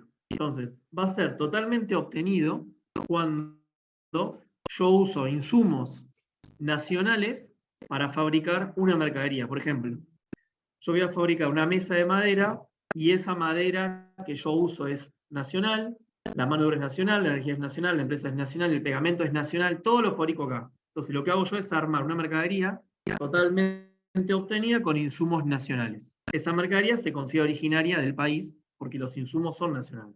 O enteramente producido, quiere decir, por ejemplo, los productos primarios, los productos del reino vegetal, del reino animal, del reino mineral, del reino de la pesca. La pesca es un poco más compleja porque yo podría pescar con un buque extranjero, pero si el buque extranjero le hace una modificación a esa mercadería que pescó, se puede considerar nacional porque el cambio, o le cambió la entidad a ese producto de la pesca. Entonces, los productos primarios, por ejemplo, lo que es recolectado, sembrado y cosechado, se entiende siempre que es un producto totalmente obtenido o producido del territorio de ese estado. Por ejemplo, hay un caso de régimen específico de origen cuando dice, cuando son gallinas, los huevos de los que nacen tienen que ser huevos producidos en el territorio del mismo estado en que nacen las gallinas. Si son huevos importados, no hay problema, pero la gallina tiene que haber nacido en el territorio del estado que importó los huevos. Ahora, ese gracias lo tengo, creo que lo traje después. Después tenemos un segundo supuesto de la general, que es el salto de partida. Quiere decir, cuando yo importo una mercadería y después la tengo que exportar, si yo no le cambio el estado a esa mercadería, es este caso le decía recién, compré la silla en Perú, llegó a Costa Rica y Costa Rica exporta esa silla, la misma silla, ahí no hay un cambio de esa mercadería. En cambio, si yo compro la madera que va a entrar a mi territorio por una posición arancelaria que es madera, en estado puro, estado vegetal, no importa, en estado crudo, y lo que yo exporto es una silla de madera, al hacer ese salto de partida que dice el código, o cambio de sustancia, un cambio sustancial en la mercadería, se considera originario del territorio donde tiene lugar esa modificación o ese cambio o ese salto de partida. Entonces ahí yo me puedo abastecer de insumos importados, en tanto y en cuanto yo tenga un salto de partida, con lo cual le doy origen, y ese origen lo que va a permitir es que yo acceda al territorio del otro estado del acuerdo y acceder a esa preferencia. Si yo no cumpliese con este régimen de origen, que es como me dicen a mí que tengo que fabricar, cuando exporte, en la aduana me van a decir, señor, usted no está cumpliendo con el régimen de origen, entonces va a pagar el arancel nación más favorecida, que pagan todos arancel nación más favorecida o OMC, no el preferencial.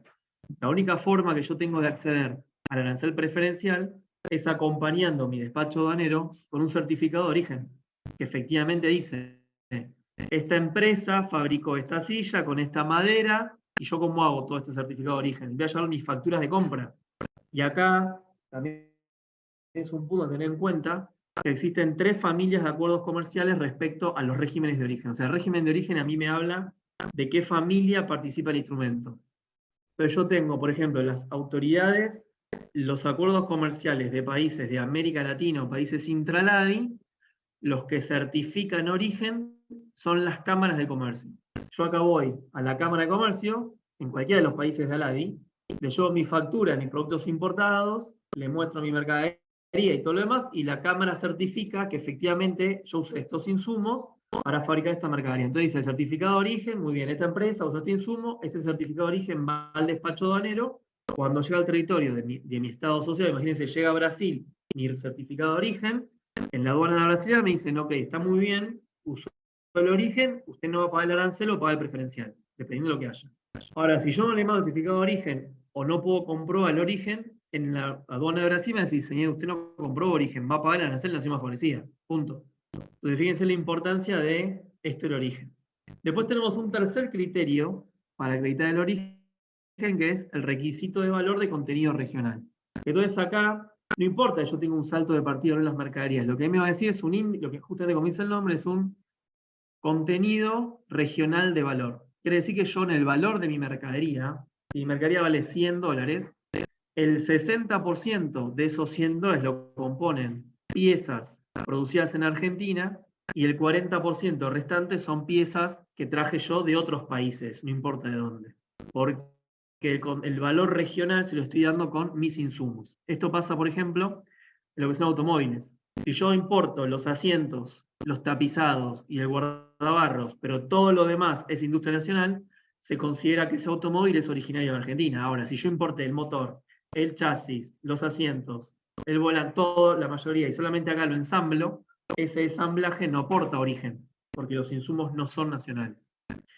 En algunos acuerdos comerciales, yo les puse otros ahí, menciona que, por ejemplo, la unión de piezas o esto ensamblaje, o la unión o el armado de juegos y surtidos, imagínense que yo importo a granel cubiertos, cuchillos, tenedores y cucharas, y en mi país yo armo el juego de 3 y lo exporto. Eso no otorga origen, porque es un armado de juego y surtido. Lo que sí, hay una excepción a todos estos principios, que se llama de minimis, que lo van a ver en todos los acuerdos comerciales. Este de minimis es un 5% que aplica al contenido regional, que yo puedo tener una diferencia de ese 40-60, 45-55, que es una diferencia que muchas veces no puedo ser tan exacto cuando uso mercaderías, o en los valores, en 60-40 tajante. Entonces siempre hay un 5% de minimis, que es un error o es algo que yo puedo considerar para que cuando llego a la aduana me dicen, usted usó el 41% de insumos importados y un 59%, no hay problema porque tengo ese margen de minimis. Esto aplica siempre que no existen reglas específicas. Ahora, si hay específicas, esto me olvido y sí o sí voy a tener que producir, fabricar o obtener en base a estas reglas de origen específicas. Fíjense, acá les traje algunos ejemplos de reglas específicas de origen. Cuando hablamos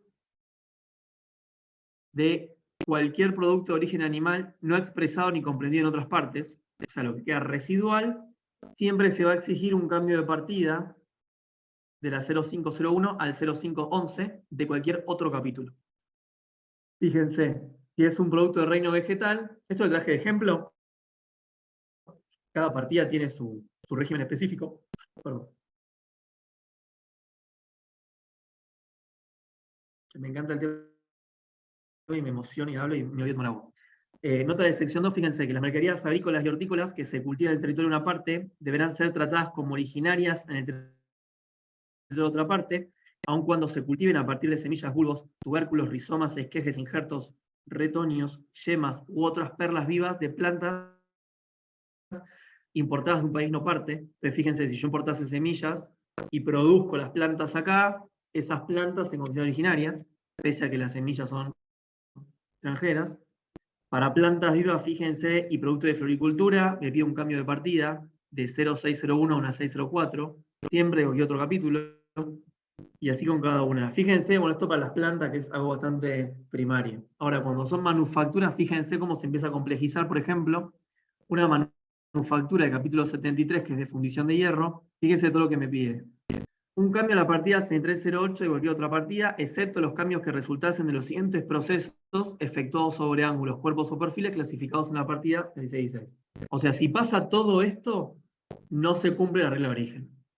Si es perforado, taladrado, entallado, cortado, arqueado o barrido, realizados individualmente o en combinación, si se le agregan accesorios o soldaduras para construcción de compuesta, si son agregados de accesorios para propósitos de maniobra, si son agregados de soldaduras, bueno, fíjense, pintado, carbonizado, porque ninguna de esas tareas cambia la sustancia de esa mercadería. En realidad lo estoy pintando, lo estoy cortando, lo estoy rayando, lo estoy limando, pero no estoy cambiando esa sustancia. Sí, solo sí tiene que ser un salto de partida desde la 7308 y que no pase nada de todo eso.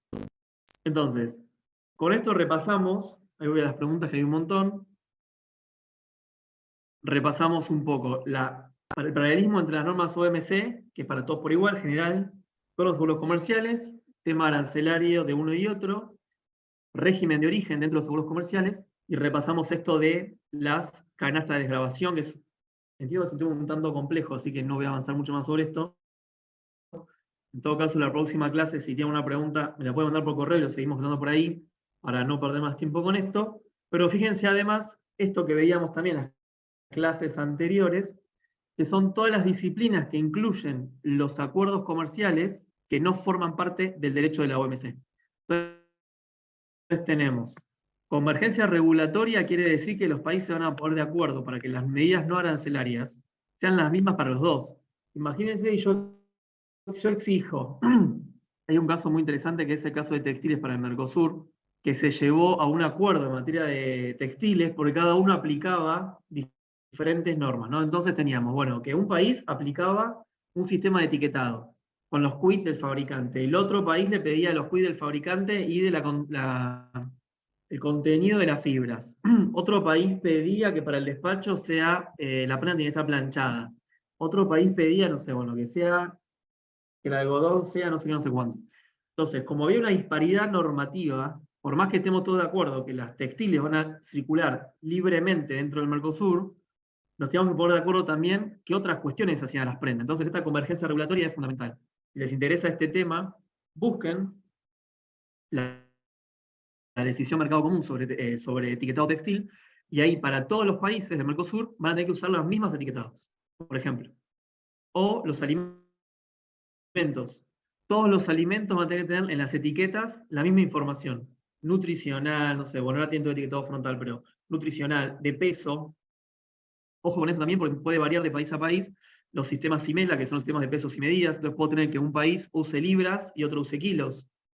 Pero el sistema legal vigente de otro territorio es kilos. Entonces, cuando yo voy al supermercado y compro un producto que dice pesa 400 onzas, en realidad ya no sé, porque en mi país es obligatorio poner en kilos, en centímetros, en metros. Bueno, cada uno tiene, entonces ahí nos ponemos de acuerdo cuál va a ser nuestro sistema métrico común para determinar las cantidades de los volúmenes. Comercio electrónico, esto en la OMC es un tema que está avanzando, pero todavía estamos como viendo si es mercadería, si es un servicio. Entonces la naturaleza jurídica no está definida, los países ya dejaron de lado ese punto y avanzaron la regulación. Empresas del Estado, inversión, políticas de competencia. Competencia va de la mano con consumidores. Entonces, ya las empresas de algunos países que empezaban a ver que las normas de competencia eran menos o más flexibles, ¿qué hacían? Si yo en Argentina tengo una norma muy estricta en materia de competencia, la empresa se iba a otro país donde la norma sea más laxa. Entonces, para evitar esta movilidad empresarial dentro de los territorios de los mismos estados, por realidad la zona de comercio para todos por igual, se busca esta convergencia en materia de política comercial, en materia de competencia. Recuerden que la competencia son dos acciones, tiene tres pilares totalmente, que uno es la posición dominante, las concentraciones y las fusiones. Son los tres puntos que tiene todos los temas de competencia. Entonces, si yo en Argentina no permito fusionarse tal y cual empresa porque podrían tener lugar a un abuso de posición dominante, pero si esto se va a otro país y nadie lo va a sancionar porque pueden hacerlo igual, entonces ahí para que haya un marco de igualdad, se empieza a regular el tema de competencia en los acuerdos comerciales. Entrada temporal de personas de negocio, lo mismo acá. Lo que veíamos al principio con Virginia, de este libre mercado que buscaba la libre circulación de trabajadores, quizás no son trabajadores los que circulan libremente en la zona de libre comercio, pero sí me interesa que se muevan las empresas y que se muevan las personas de negocios. Entonces yo a estas personas, en el marco de mi acuerdo comercial, más allá de que no sea un mercado común y sea una zona de libre comercio, voy a permitir que circulen libremente a través de una visa especial para hombres de negocios dentro de este territorio de la zona de libre comercio. Tenemos también flujos transfronterizos de datos, o sea, podemos comprar online, fíjense, a nivel Mercosur, yo podría comprar en Mercado Libre Brasil o en otra plataforma, Uruguay podría comprar en la plataforma Mercado Libre Argentina, y eso le va a llegar igual. Entonces, ¿qué pasa si no hay o no llega la mercadería? Entonces, bueno, ahí, y esos datos que tiene la empresa esta, los puede vender, los puede proteger, cada país tiene su régimen legal de protección de datos, entonces nos ponemos de acuerdo respecto a cómo vamos a trabajar con estos datos transfronterizos, ¿no? Porque son mis habitantes de un país cuyos datos tiene otro territorio, otro país. Entonces acá no solamente tenemos estas iniciativas, estos acuerdos de comercio, sino que tenemos una ley modelo a nivel hemisférico que lo promueve la OEA, que es una ley de acceso a la información pública y protección de datos personales, que lo que se busca es que más allá de los acuerdos de comercio, haya una regulación homogénea en todo el continente a raíz de esto de que cada vez más los datos transfronterizos están más expuestos. Tenemos también otro punto que es, dentro del propiedad intelectual, derechos de autor en Internet. Ahora con Instagram, Pinterest, todas las aplicaciones, si yo subo una imagen, hasta dónde va a llegar, dónde termina mi derecho, quién la puede usar. ¿Para qué pasa si yo subo una imagen en Argentina? No tengo problema, sé qué va a pasar. Ahora, si esa imagen la levanta una página web de Perú, tengo un instrumento, un mecanismo de defensa, de protección, bueno, esto está regulado en los acuerdos de comercio. Impuestos a la exportación, otro tema, que, como ustedes saben, en realidad las exportaciones no están grabadas, justamente porque los países promueven la exportación y la competencia de grabar las operaciones de comercio exterior radica en las importaciones. Entonces, esto de las novedades que hay ahora de aplicar diferentes tributos a las exportaciones a raíz de fines recaudatorios, entonces, bueno, si vamos a sacar los impuestos a las importaciones, pero aplicamos a las exportaciones, tenemos ahí un desfasaje. Entonces, se empieza ahora a regular esto de los tributos a las exportaciones de manera común. Comercio de energía, lo mismo. Estándares laborales, lo mismo que pasa con competencia. Si yo tuviese un territorio con competencia y ambiente, son las dos variables que más homogeneización se necesita, porque yo tengo estándares altos laborales y estándares altos ambientales, pero mi país socio tiene estándares ambientales bajos y estándares ambientales bajos, ¿qué pasa? Le va a salir más barato a ellos producir y contaminar que a mí. Entonces mis mercaderías van a ser más caras por el cumplimiento de la norma y me encarecen. Entonces, bueno, nos ponemos de acuerdo que los pisos mínimos para normas de trabajo, normas ambientales, estándares, van a ser al menos, y muchos remiten, a los AMUMA, que son las convenciones, los acuerdos de medio ambiente de Naciones Unidas, que son los dispersos, y a los acuerdos de la Organización Nacional del Trabajo, que son los de trabajo infantil, trabajo de mujeres, etc. Entonces, al menos tenemos esos estándares. Conservación de bosques, pesquerías y especies protegidas, también vinculado con el cambio climático y comercio. Esto tiene que ver con la variable de los ODS también, de la protección de los bosques. Certificaciones respecto a si los bosques son nativos, si fueron bosques cultivados para efectivamente producir materias, o si estamos deforestando todo el Chaco para producir muebles de madera. Bueno, esto ya no se va a poder hacer más, porque en los acuerdos de comercio vamos a tener las certificaciones. Estas certificaciones tienen que ver con una especificidad dentro de los reglamentos técnicos o los obstáculos técnicos al comercio. Estos certificados de inocuidad, certificados de uso del agua, de uso del dióxido de monóxido perdón, los que son los certificados de, lo que se llama certificados de agua virtual, por ejemplo, que es la cantidad de agua que usa una mercadería o que consume una empresa para producir tal y cual mercadería.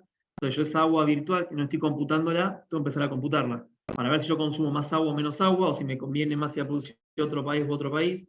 Por eso muchos países empiezan a promover acuerdos donde la producción de la mercadería sea en el territorio del otro estado, justamente para usar sus recursos naturales y no usar los propios. Entonces, esto que ya se advirtió empieza a preverse en estos acuerdos comerciales. Obviamente los acuerdos comerciales permiten la posibilidad de incluir estas cuestiones porque se negocian entre 3, 4, 2, 5 partes. Ahora, si fuesen los 164 países que Virginia decía hoy, ponerse de acuerdo sobre el estándar laboral, con sistemas diametralmente opuestos, va a ser muy complejo a ese nivel de debate. Ahora, dentro de estos esquemas yo podría trabajarlos. Y también tenemos la disciplina, o lo que veíamos en la cuarta generación, que tiene que ver con estos derechos humanos, democracia, Estado de Derecho, género y comercio. De género y comercio, los que les interese el tema, hay un acuerdo nuevo que está encabezando Chile, que es un acuerdo propiamente dicho sobre género y comercio transversal, aplicable a todos los acuerdos comerciales, que está participando México y Chile, son pioneros en el tema, y es un instrumento que está en plena negociación y está buscando adhesiones justamente para la equidad de género en el marco del comercio internacional. Bien.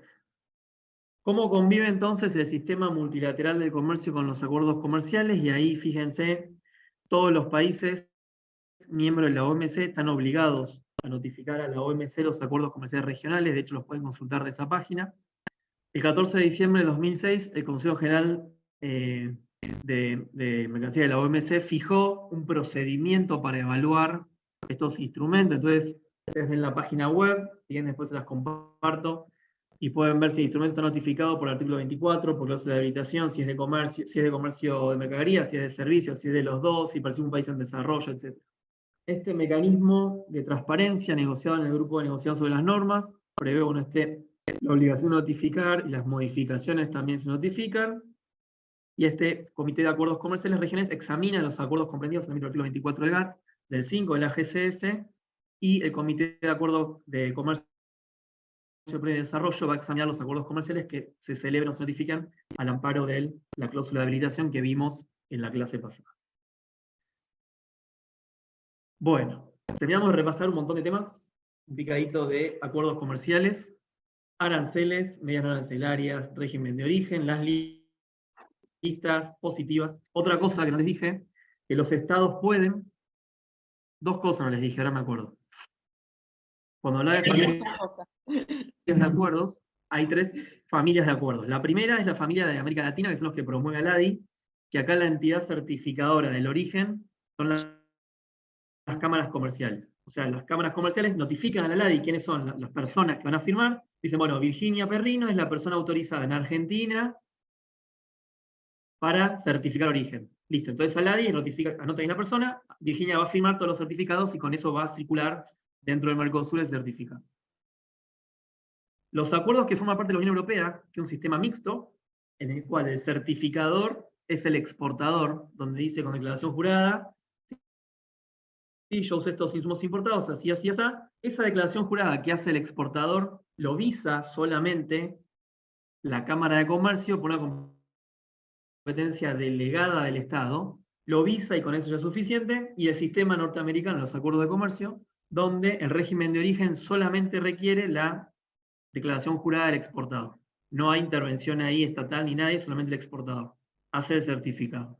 Ahora, además, como condición además, para que estos certificados y el origen sea válido, se requiere el transporte directo, que es otra condición que tienen todos los acuerdos. Es decir, que esa mercadería que yo exporto de un territorio en el marco de un acuerdo, es que vaya directamente al territorio del otro estado, puede pasar por otros territorios, pero no puede haber descarga ni carga de mercadería. O sea, tiene que ir, tal como yo mando el flete, tiene que llegar al territorio de ese estado para que no haya manipulación de la carga entre medio y no se pueda modificar, no pueda haber ninguna adulteración o alteración de esa mercadería. Eso con respecto a estos dos temas. Bien. Voy a dejar de hablar, la voy a dejar a Virginia. Un poquito de agua, Lautaro. Vamos a hacer la votación. Mientras veo las preguntitas que fueron haciendo y veo que hay muchos comentarios, mientras las recopilo, si les parece estamos con la votación. Dejo de compartir. Bueno, es un tema que a mí me encanta, así que origen, aranceles, mercancías, podemos charlar lo que quieran. Bueno, vamos a hacer un corte acá, dejamos las votaciones. Vamos a poner una trivia para que puedan, así lo dejamos al Lautaro que tome un poco de agua. Se entusiasma, es especialista en el tema, como se habrán dado cuenta, y se entusiasma muchísimo. Vamos a hacer la votación. Les aviso que, para que no pase lo de la otra vez, cuando terminan de votar, en un ratito cerramos la votación y a partir de ahí entonces empezamos a dar las respuestas, ¿sí?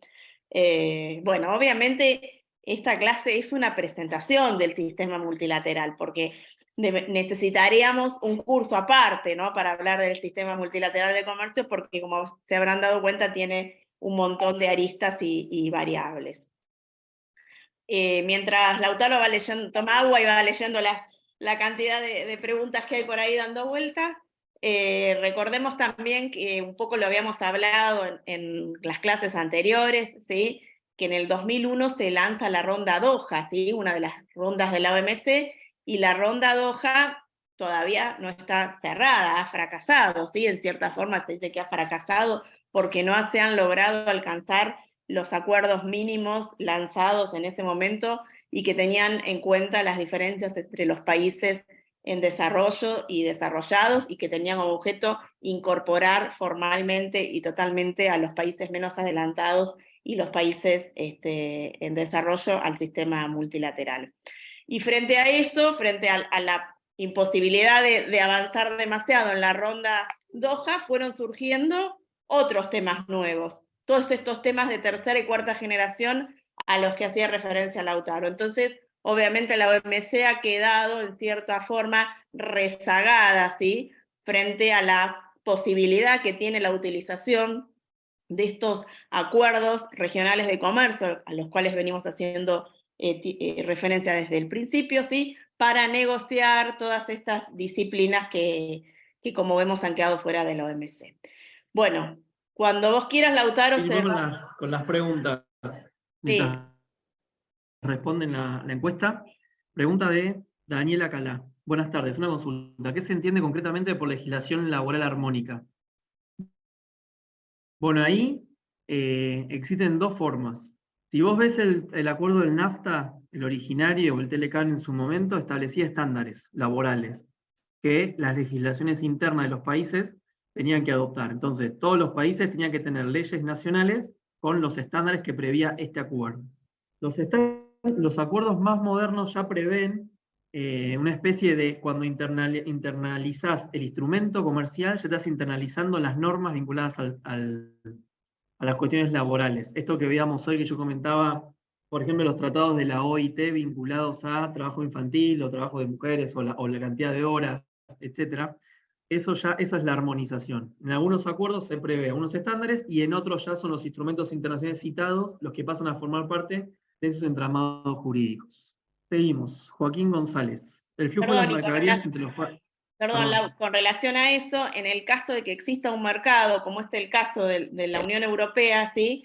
Hay mucho derecho derivado, ¿sí? Que se dictan reglamentos que termina de completar o armonizar, ¿sí? Como el mercado es mucho más desarrollado que un tratado de libre comercio, que termina de desarrollar y que va más allá del simple instrumento de derecho internacional, ¿sí? Porque es una norma derivada obligatoria para los Estados partes. Bien, Joaquín pregunta, ¿el flujo de las mercancías entre los países va acompañado de datos, información y documentación que en cada etapa del proceso se incrementan y complementan? ¿Cómo han avanzado los tratados en este ámbito? Intercambio y trazabilidad de la información en las operaciones de comercio. Más informes electrónicos y de datos. Bueno, ahí hay varias bases de datos que yo puedo ir viendo cómo va avanzando el acuerdo comercial. Por ejemplo, el Intrade del BID, ahí podés, por posición ancillera, te va diciendo cómo fue el flujo comercial por mercadería o por sectores. Hay otras bases también, como puede ser el Trade Map, que es a nivel global de UNCTAD también. Uy, se me cerró. ¿Qué pasó? Ahí estoy. También podés ver esa información. O sea, se puede consultar en varias fuentes. Si querés, Joaquín, mandame un correo y te puedo mandar los enlaces sin problema. Y recientemente Argentina acudió a la OMC por una acusación de dumping por parte de Estados Unidos en los tubos para la industria petrolera de origen argentino. Sin embargo, no está fundamentado. En este caso, ¿qué pruebas debería presentar un país para acusar de dumping a otro? Y ahí se hace una investigación, eso lo hace la Comisión Nacional de Comercio Exterior, al menos en la Argentina. Cada país tiene su autoridad de aplicación de las medidas antidumping, donde denuncia a la Cámara de Comercio,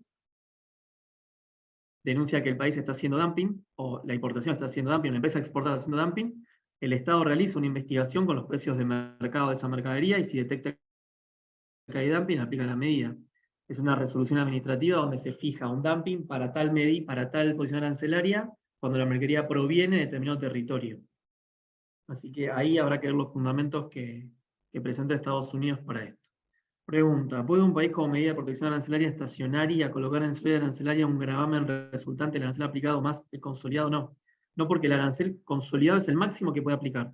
Y el aplicado es el que varía entre 0 y ese punto. O sea, del 0 al 35, supongamos que es consolidado, el aplicado va a ir entre el 0 y el 35. No puede ser superior, pues estaría yendo por encima de su arancel consolidado.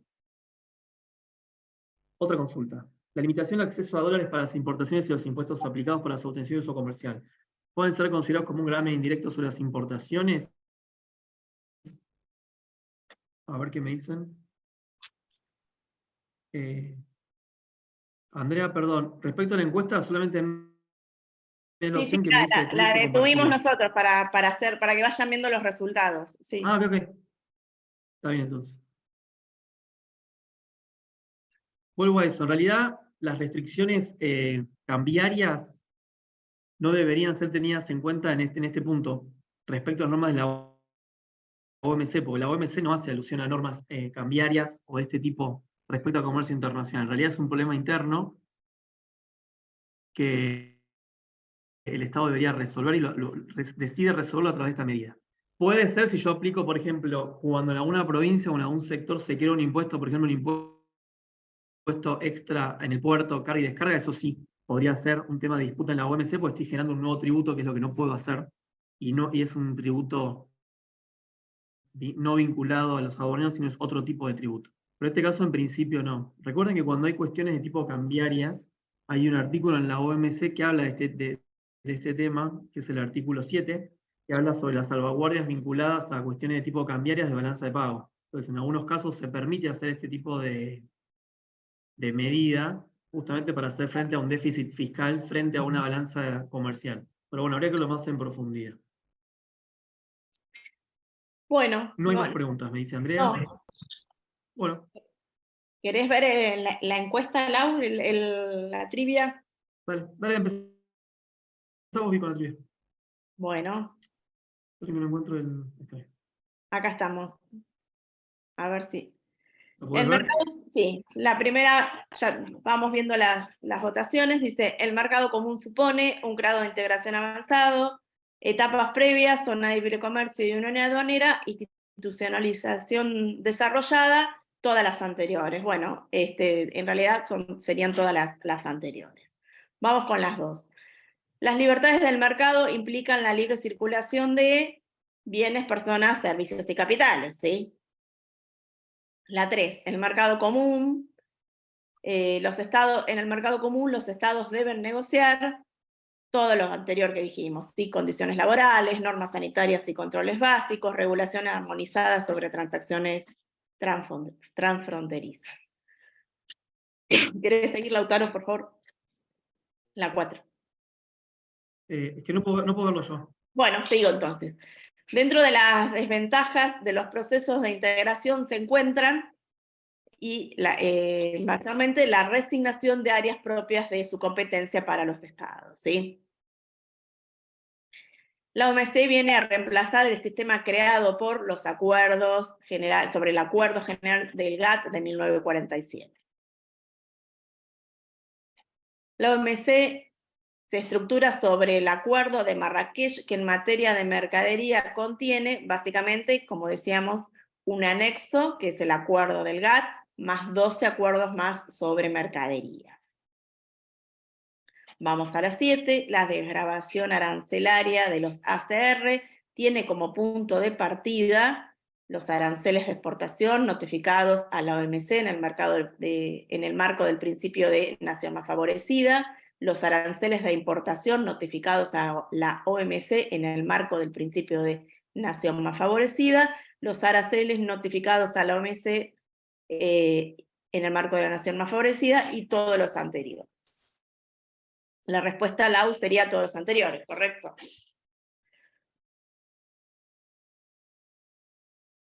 Vamos a la 8.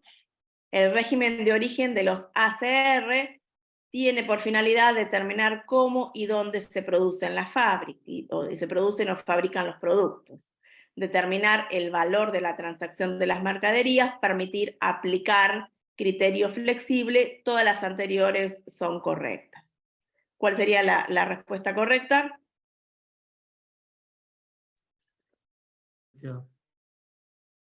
Tienen por finalidad determinar cómo y dónde, vimos recién, acá encontré la encuesta, donde se producen los bienes O fábrica. los fines originarios.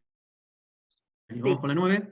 Los requisitos específicos de origen se aplican antes que los requisitos generales, se aplican simultáneamente. De haber previsto requisitos generales no se aplican los generales, todas las anteriores son incorrectas. La correcta es, de estar previstos requisitos generales, no se aplican, específicos, no se aplican los generales. Si hay específicos, no aplican los generales.